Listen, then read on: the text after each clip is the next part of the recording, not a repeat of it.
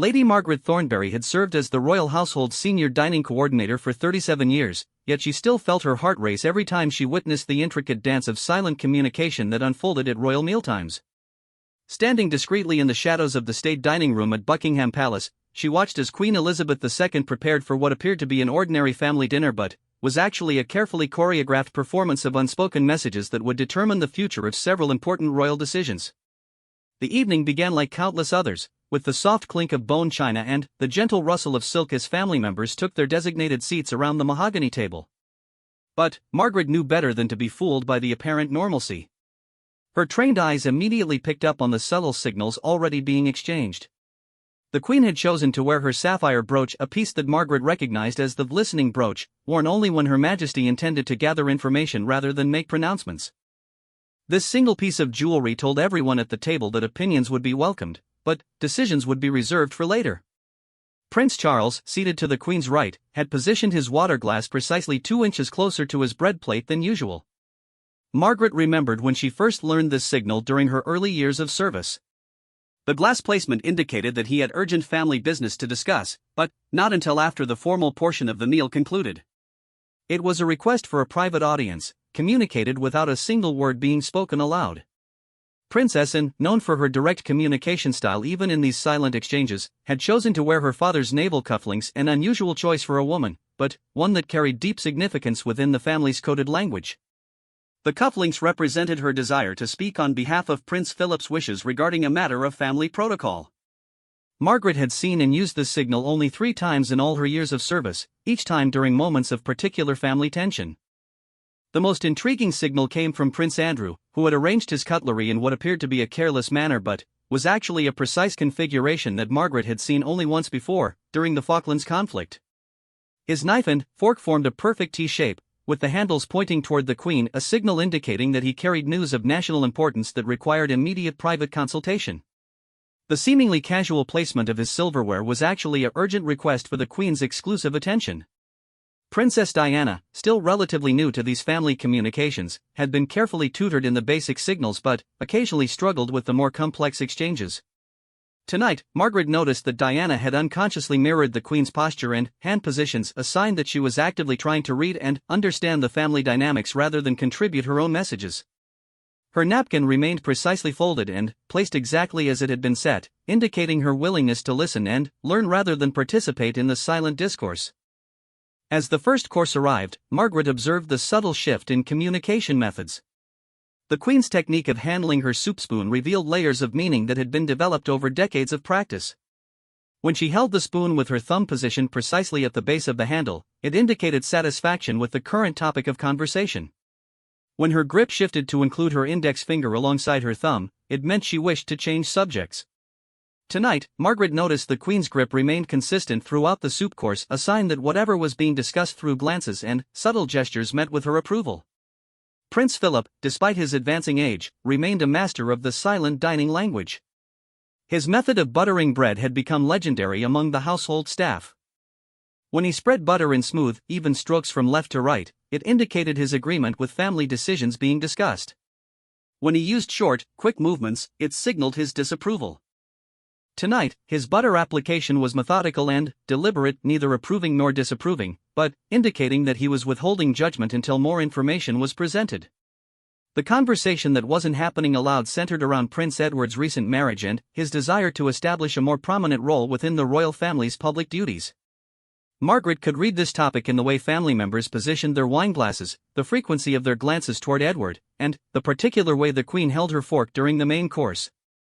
Edward himself communicated his earnestness through his posture, sitting slightly forward with his hands positioned palm down on either side of his plate, a configuration that demonstrated respect while also indicating readiness to accept greater responsibilities.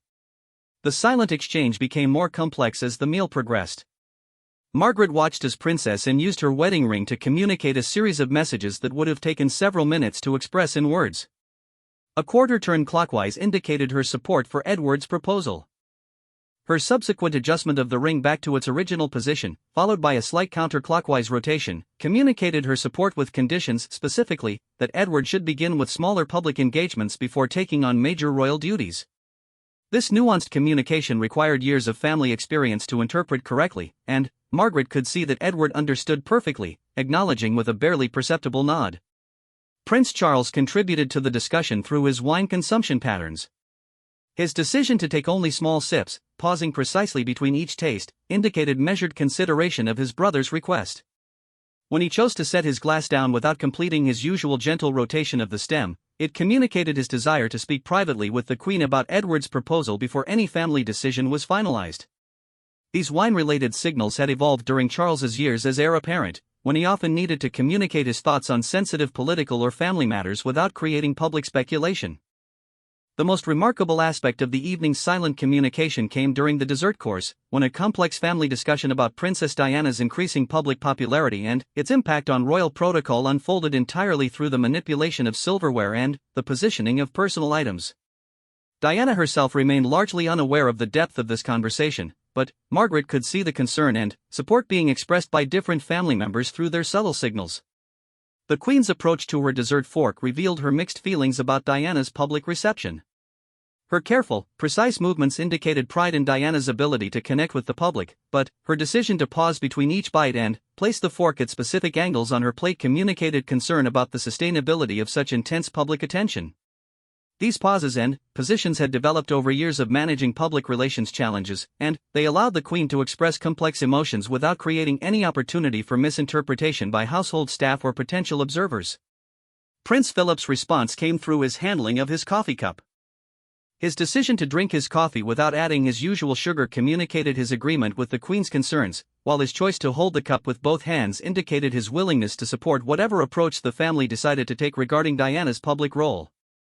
This two-handed grip was a signal Margaret had seen Philip use only during family discussions of the utmost importance, and it indicated his recognition that Diana's situation required careful family coordination.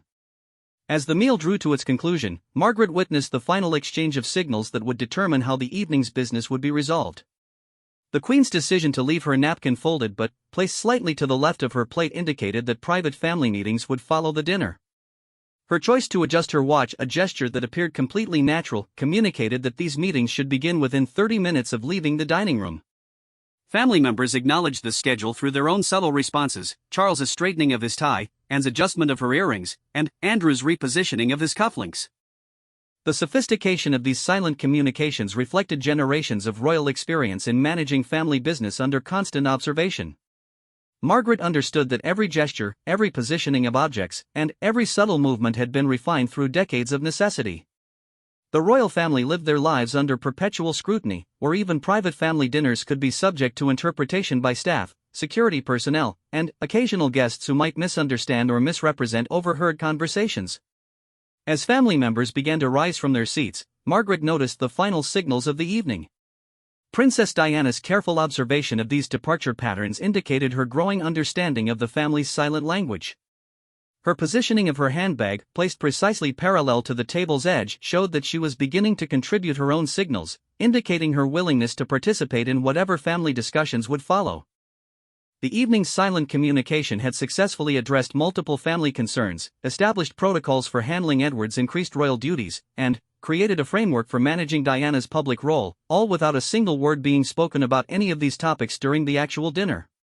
Margaret recognized that she had witnessed another masterful display of the royal family's ability to conduct essential business while maintaining the appearance of a simple family meal. As the dining room emptied, Margaret began her evening duties with a profound appreciation for the complex family dynamics she had observed. The silent language of royal mealtimes represented far more than etiquette or tradition. It was a sophisticated communication system that allowed the royal family to maintain their privacy and dignity while managing the complex demands of public life. Each signal, each gesture, and each subtle movement contributed to a family conversation that would influence royal decisions for months to come, all conducted through the elegant art of silent communication that had been perfected over generations of British royal tradition. The origins of the royal family's silent mealtime communication system traced back to the turbulent reign of King George III, when political intrigue and family scandals made every royal gathering a potential source of public controversy.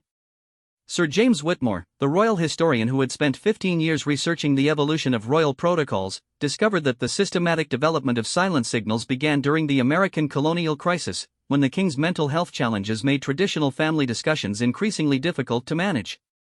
During those chaotic years of the late 18th century, Queen Charlotte had developed the first formalized system of nonverbal communication to help manage family affairs when the king's condition made normal conversation impossible.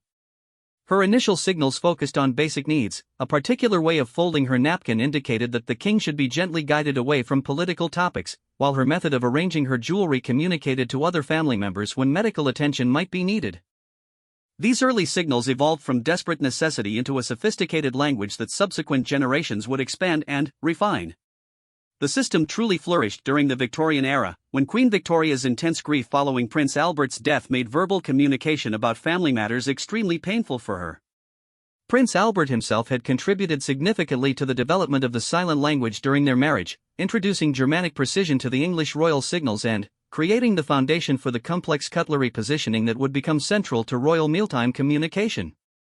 Victoria's withdrawal from public conversation after Albert's death forced the entire royal household to become fluent in nonverbal signals, and the system evolved rapidly during her years of mourning. By the time King Edward VII ascended to the throne, the silent mealtime language had become an art form. Edward's love of elaborate entertaining and his complicated personal relationships required increasingly sophisticated methods of family communication that could function in the presence of guests, ministers, and foreign dignitaries. The Edwardian era saw the introduction of jewelry-based signals, clothing color coding, and the intricate wine-glass positioning that would become hallmarks of 20th-century royal dining communication. The greatest expansion of the silent language occurred during the reign of King George V and Queen Mary, who faced the enormous challenges of World War I and the changing social landscape of the early 20th century. The war years required the royal family to discuss sensitive military and political information during meals that were often attended by government officials and foreign allies, making silent communication essential for maintaining both security and family privacy. Queen Mary's methodical nature led to the creation of detailed protocols that standardized signals across different royal residences and formal occasions. King George V contributed his own innovations to the system, particularly in the area of political communication. His experience as a naval officer influenced his development of precise, efficient signals that could convey complex political positions without revealing sensitive information to unauthorized observers. The king's silent language during this period included subtle hand positions that indicated his views on parliamentary matters, prime ministerial advice, and military strategy, all of which could be communicated during state dinners without compromising national security. The abdication crisis of 1936 tested the royal silent communication system like never before. King Edward VIII's relationship with Wallis Simpson and his subsequent abdication created family tensions that required extremely delicate handling during public appearances and family gatherings. The silent signals developed during this period focused heavily on emotional support and crisis management, with family members creating new ways to express concern, support, and solidarity without revealing the depth of the family's internal struggles to household staff or government observers.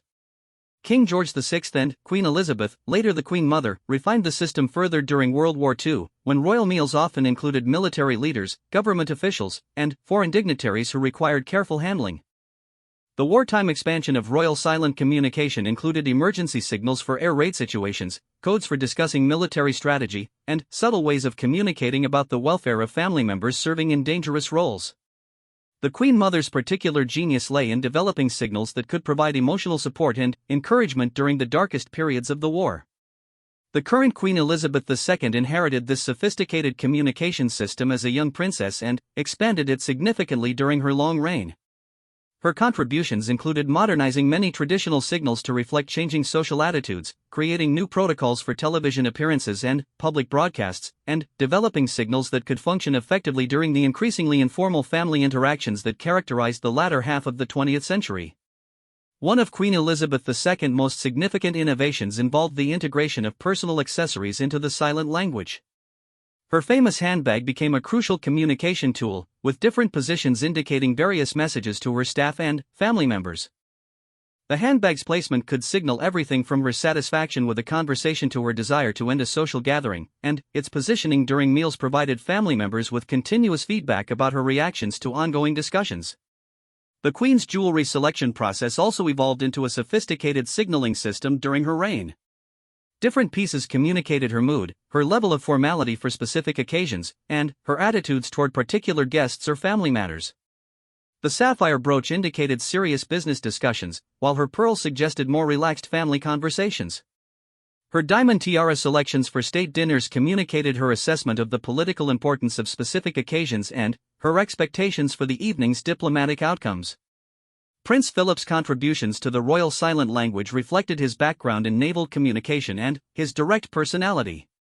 His innovations focused on efficiency and clarity, creating signals that could convey complex ideas with minimal gestures. Philip's butter spreading techniques became legendary within the royal household, but they represented just one element of his comprehensive approach to silent communication. His method of handling reading glasses, positioning of newspapers, and even his choice of walking stick all carried specific meanings that family members learned to interpret with remarkable accuracy. The introduction of younger royals into the silent communication system became increasingly complex as the family grew and married partners brought different cultural backgrounds and communication styles to royal gatherings. Princess Diana's integration into the system required extensive private tutoring from the Queen Mother, who took personal responsibility for teaching the complicated protocols to new family members. Diana's natural empathy and social intelligence made her a quick student, but her American-influenced directness sometimes conflicted with the subtle nature of traditional royal signals. Prince Charles developed his own variations of the family's silent language, influenced by his philosophical interests and his role as heir apparent. His signals often incorporated elements of environmental awareness and social consciousness, reflecting his personal passions while maintaining the formal structure of royal communication protocols. Charles's wine selection and consumption patterns during meals became particularly sophisticated, with different choices indicating his positions on various charitable, environmental, and social issues that required family coordination. Princess Anne's approach to silent communication reflected her no-nonsense personality and her extensive equestrian background. Her signals tended to be direct and efficient, borrowing elements from horse training and military communication to create unmistakable messages about family matters. Anne's use of clothing accessories, particularly her scarves and brooches, developed into a reliable system for communicating her views on family decisions and her willingness to participate in various royal duties.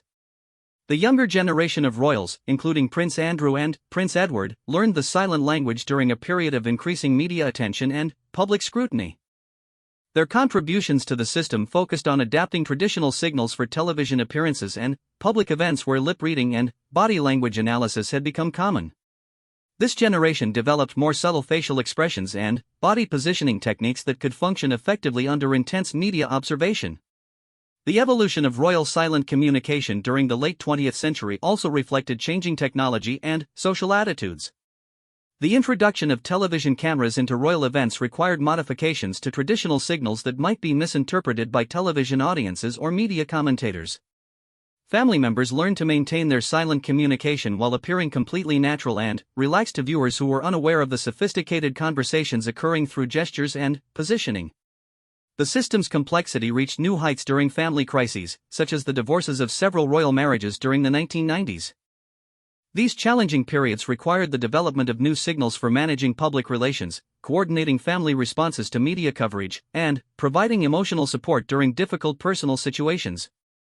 The silent language proved invaluable during these times, allowing family members to communicate support and strategy without creating additional opportunities for media speculation. Modern royal silent communication represents the culmination of more than 2 centuries of development and refinement. The current system allows family members to conduct complex business, express personal emotions, coordinate public responses, and maintain family relationships while under constant public observation. Each meal becomes an opportunity for sophisticated conversation that occurs entirely below the surface of apparent casual family interaction, preserving the royal family's privacy and dignity while ensuring effective coordination of their public roles and responsibilities. The morning of Princess Diana's first Christmas dinner at Sandringham House marked a pivotal moment in the evolution of royal silent communication. Diana, having been married to Prince Charles for only 5 months, found herself navigating not just the formal protocols of royal dining but an intricate web of family signals that would determine her acceptance into the most exclusive communication system in the world. Mrs. Sarah Pemberton, the Queen Mother's personal secretary, had been assigned the delicate task of guiding Diana through this crucial test without making it obvious to other family members that special assistance was being provided. The Christmas dinner table at Sandringham represented the pinnacle of royal silent communication complexity. Unlike the relatively straightforward family dinners at Buckingham Palace, the Christmas gathering included multiple generations, various royal relatives, and the heightened emotions that accompanied the holiday season. The seating arrangement itself told a story of family dynamics and expectations, with Diana positioned between Prince Charles and Princess Margaret, a placement that would allow her to observe two very different masters of the royal silent language while having support available from her husband. Diana's preparation for the meal had begun weeks earlier with private sessions in the Queen Mother's sitting room at Clarence House. These tutorials covered the fundamental elements of royal mealtime signals, the proper way to position cutlery to indicate agreement or disagreement, the significance of jewelry selection and adjustment during conversation, and the subtle art of using personal accessories to communicate complex emotional states. The Queen Mother had taken particular care to explain the Christmas-specific protocols that differed from ordinary family meals, including the traditional signals used during the exchange of gifts and the special codes employed when discussing sensitive family matters during the holiday season. The first test of Diana's silent communication skills came during the pre-dinner gathering in the Sandringham drawing room. The Queen's selection of her emerald and diamond brooch, a piece traditionally worn only when serious family announcements were anticipated, immediately communicated to family members that the evening would include important discussions beyond the usual Christmas pleasantries.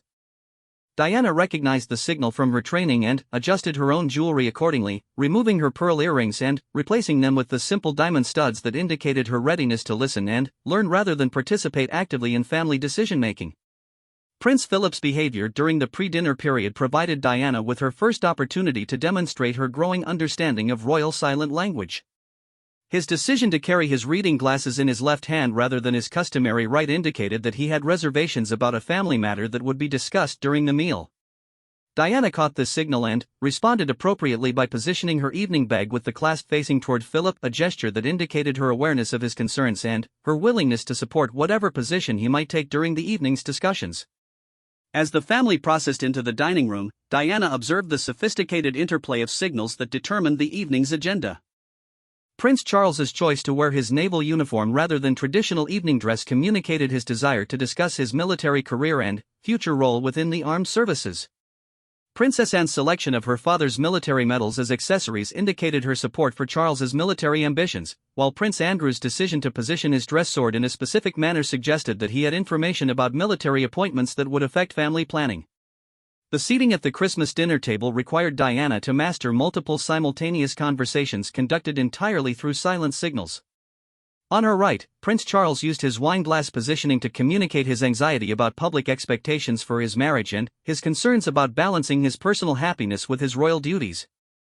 Diana learned to respond to these signals through her own cutlery arrangements, indicating her understanding of the pressures he faced while also communicating her commitment to supporting his royal role. On her left, Princess Margaret employed the more traditional feminine signals that had been refined during the Queen Mother's generation. Margaret's method of handling her cigarette holder during the meal communicated her observations about Diana's adjustment to royal life, her assessment of the marriage's prospects, and her recommendations for Diana's future public role. These signals required Diana to demonstrate not just understanding but also the ability to contribute meaningful responses through her own subtle gestures. The Christmas pudding ceremony provided Diana with her most challenging test of royal silent communication. The traditional lighting of the pudding involved specific family roles and responsibilities that had been established over decades of Christmas celebrations. Diana's task was to communicate her readiness to participate in future Christmas traditions while also indicating her respect for the established protocols that she was not yet authorized to perform. She accomplished this delicate balance through her applause pattern during the ceremony, enthusiastic enough to show appreciation but restrained enough to indicate her understanding of her position as a newcomer to family traditions. The exchange of Christmas gifts after dinner required mastery of the most complex elements of royal silent communication. Each gift-giving interaction involved multiple layers of meaning that extended far beyond the actual presents being exchanged. The Queen's gift to Diana, a beautiful sapphire bracelet, carried the obvious message of family acceptance, but the timing of its presentation and the Queen's manner of fastening it around Diana's wrist communicated much deeper approval of Diana's behavior during the evening and her demonstrated understanding of royal protocols. Diana's response to the Queen's gift required her to navigate several simultaneous communication challenges. Her expression of gratitude needed to convey appropriate humility while also indicating her recognition of the honor being bestowed upon her. Her decision to immediately wear the bracelet rather than setting it aside communicated her acceptance of the responsibilities that came with increased family acceptance. Most importantly, her subtle adjustment of the bracelet throughout the remainder of the evening provided ongoing feedback to family members about her emotional state and her comfort level with her evolving role within the family hierarchy. Prince Philip's gift exchange with Diana revealed another layer of the family's silent communication system. His selection of a leather-bound book about British naval history appeared to be a simple acknowledgement of Diana's intelligence and interests, but the book's specific content and the manner of its presentation carried deeper meaning. Philip's choice to present the book with a particular bookmark placement indicated his expectations for Diana's future involvement in military-related royal duties, while his brief explanation of the book's significance provided clues about the types of public engagements he believed would be most suitable for her. The most revealing moment of the evening came during the traditional Christmas toast, when Diana had to demonstrate her understanding of the hierarchical aspects of royal silent communication. The order of toasting, the duration of eye contact maintained with different family members, and the specific manner of holding and positioning wine glasses all carried significance that would be interpreted as indicators of Diana's respect for family authority and her acceptance of her position within the royal structure. Diana's performance during the toast exceeded expectations and marked her successful integration into the family's silent communication system. Her recognition that the Queen Mother should receive the first acknowledgement, followed by appropriate attention to Prince Philip and the Queen, demonstrated her understanding of family hierarchy. More subtly, her brief but meaningful eye contact with each family member during the toast communicated her individual appreciation for their guidance and support during her adjustment period. The evening's most significant test came during the post-dinner period, when family members traditionally shared more personal communications through silent signals. Diana found herself in conversation with the Queen Mother, who used this opportunity to assess Diana's mastery of the more intimate aspects of family communication. The Queen Mother's subtle manipulation of her jewelry during their conversation tested Diana's ability to recognize and respond to signals about personal concerns, family expectations, and the emotional challenges of royal life. Diana's responses during this crucial conversation demonstrated her natural empathy combined with her learned understanding of royal communication protocols. When the Queen Mother adjusted her pearl necklace in a manner that indicated concern about Diana's adjustment to public scrutiny, Diana responded by briefly touching her own necklace and, then, repositioning her hands to indicate both her awareness of these challenges and her determination to meet them successfully. This exchange marked Diana's full acceptance into the family's inner circle of communication. The success of Diana's Christmas dinner performance had lasting implications for her relationship with the royal family and her future role in royal communications. Her demonstrated ability to master the silent language indicated not just intelligence and adaptability but also respect for family traditions and willingness to subordinate her natural directness to the subtle requirements of royal protocol. Family members recognized that Diana possessed the skills necessary to participate fully in the complex family dynamics that governed royal decision-making. The evening concluded with Diana's most sophisticated demonstration of royal silent communication skills. During the final moments of the Christmas gathering, she successfully coordinated signals with multiple family members to communicate her gratitude for their acceptance, her commitment to fulfilling her royal responsibilities, and her understanding of the ongoing challenges she would face as a member of the royal family.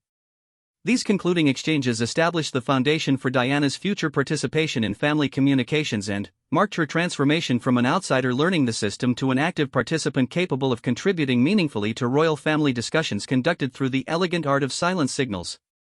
The crisis that would forever change the royal family's silent mealtime communication began on a seemingly ordinary Tuesday evening in March 1992, when Queen Elizabeth II called an emergency family dinner at Windsor Castle.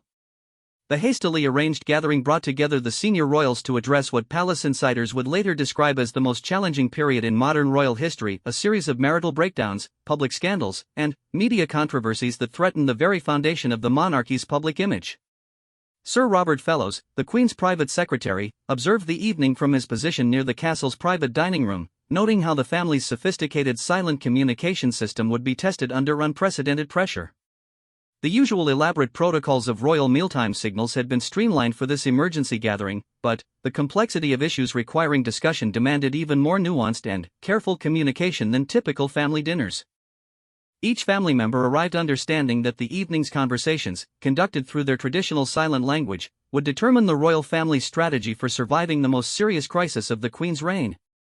The Queen's choice of attire immediately established the evening's grave tone. Her decision to wear her late mother's diamond and sapphire brooch, a piece reserved for moments of extreme family difficulty, communicated to all present that extraordinary measures would be required to address the current situation. This particular brooch had been worn only twice before during the Queen's reign, once during the Suez Crisis discussions and once during the family meetings that addressed the abdication crisis's lingering effects on royal protocols. Its appearance at this family dinner signaled that the current challenges were being treated with the same level of seriousness as constitutional crises. Prince Philip's silent communication that evening reflected his military background and his direct approach to family problem-solving. His decision to position his reading glasses in a precise geometric pattern next to his place setting indicated his readiness to discuss difficult truths that other family members might prefer to avoid. The glasses arrangement, forming a perfect triangle with the apex pointing toward the Queen, was a signal he had developed during their early marriage to indicate his willingness to support her decisions even when they conflicted with his personal preferences. This evening, the signal took on added significance as family members recognized Philip's acknowledgement that traditional approaches to royal crisis management would be insufficient for their current challenges. Princess Anne's contribution to the evening's silent communication demonstrated her reputation for practical problem-solving and direct action. Her selection of a simple gold bracelet, notably different from her usual more elaborate jewelry choices, indicated her belief that the family needed to adopt a more accessible and less formal public image to rebuild their connection with British society. The bracelet had belonged to her grandmother, Queen Mary, who had successfully guided the royal family through the challenges of World War I and the social changes of the early 20th century. Anne's choice to wear this particular piece communicated her conviction that historical precedent could guide their current crisis management. The evening's most complex silent communication involved the delicate matter of Prince Charles and Princess Diana's deteriorating marriage. Both Charles and Diana had mastered the art of royal silence signals, but their personal relationship had become so strained that even their nonverbal communication carried undertones of conflict and misunderstanding.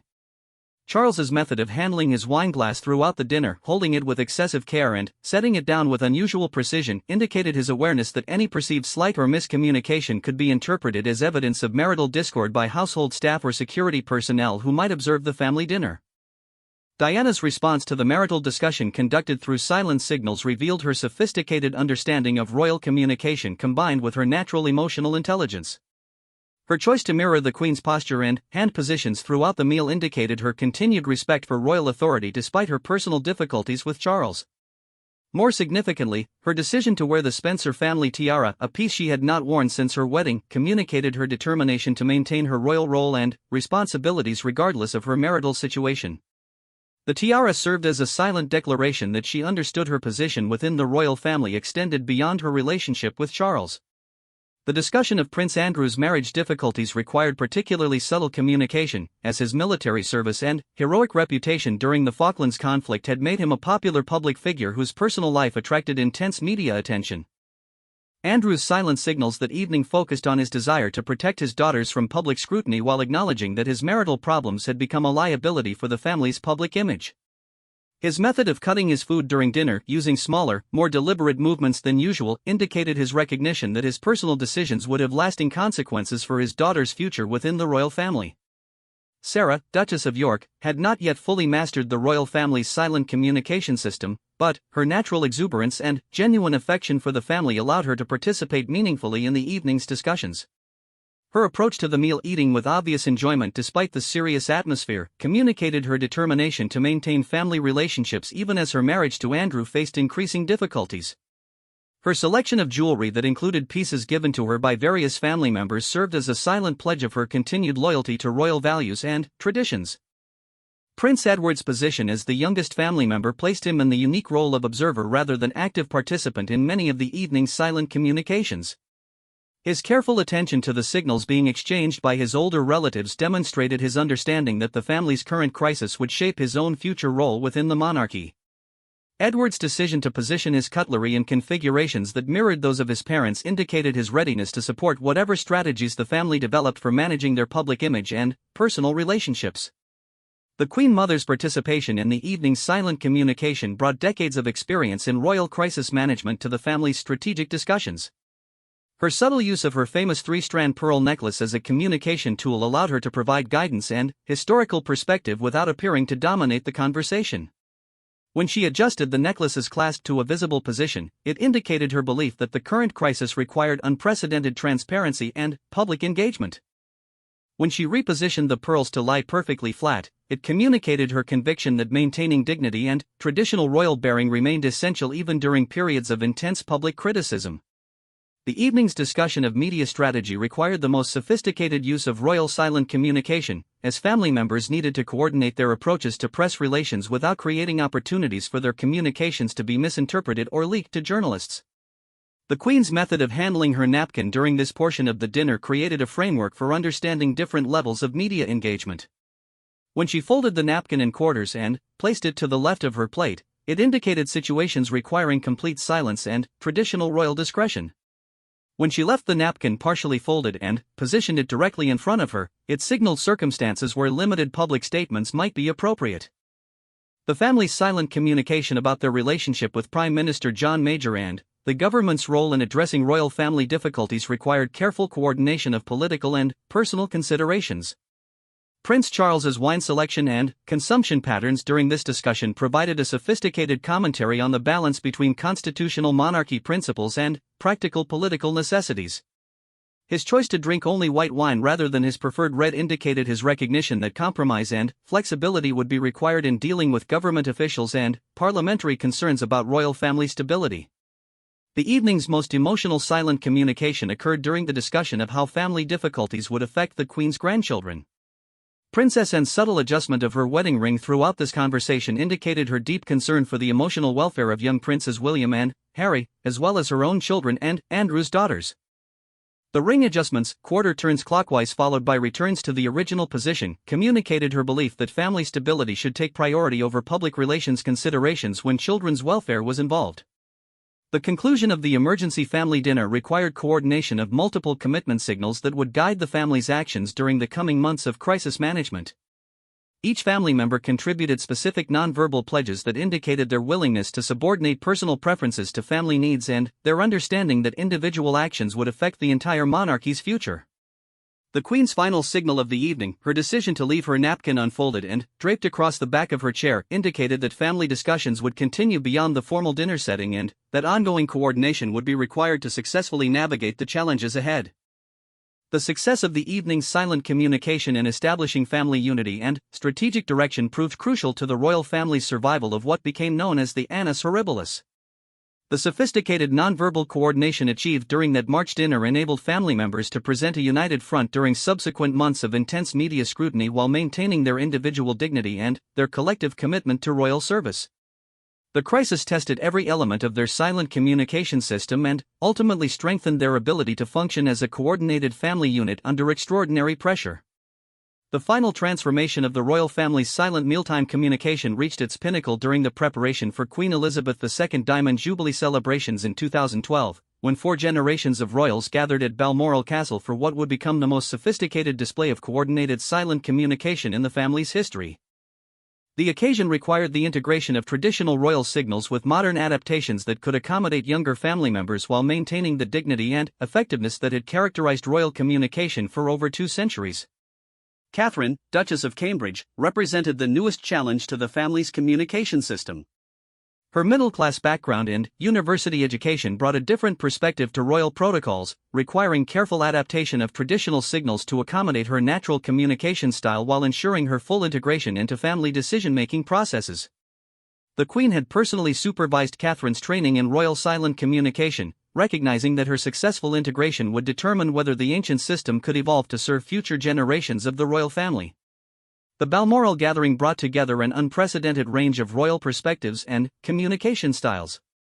The Queen Mother had passed away in 2002, but her influence remained strong in the communication patterns employed by Queen Elizabeth II and Princess Anne. Prince Philip, now in his 90s, continued to demonstrate his mastery of navel-influenced signals while adapting to physical limitations that required subtle modifications to his traditional gestures.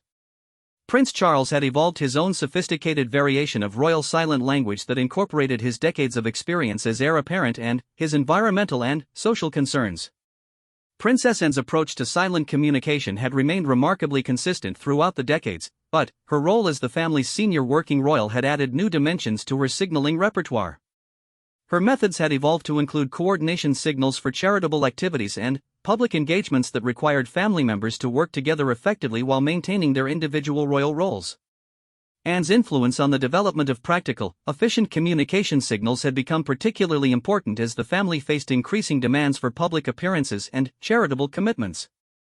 Prince Andrew's participation in the Diamond Jubilee planning required delicate handling of his changed circumstances following his divorce and subsequent personal challenges. His silent communication during the Balmoral gathering focused on his desire to contribute meaningfully to family activities while acknowledging the limitations that his situation placed on his public role. Andrew's signals demonstrated his understanding that family unity remained more important than individual prominence, and his communication style adapted to support the family's overall objectives rather than promoting his own interests. Prince Edward and Sophie, Countess of Wessex, had developed their own variation of royal silent communication that reflected their more modern approach to royal duties and their closer relationship with younger family members.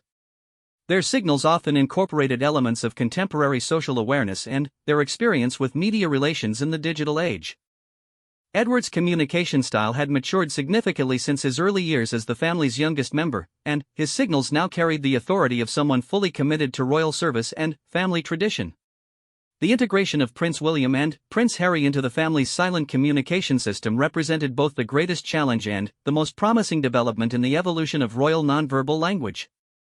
Both princes had grown up observing their parents' difficulties with public communication and media relations, making them acutely aware of the importance of coordinated family messaging. Their generation of royals brought technological sophistication and contemporary social awareness to traditional royal communication methods, creating opportunities for innovation while maintaining respect for established protocols. William's approach to silent communication reflected his position as second in line to the throne and his military background. His signals demonstrated the same precision and reliability that characterized his grandmother's communication style, but with adaptations that reflected his generation's different relationship with media attention and public scrutiny.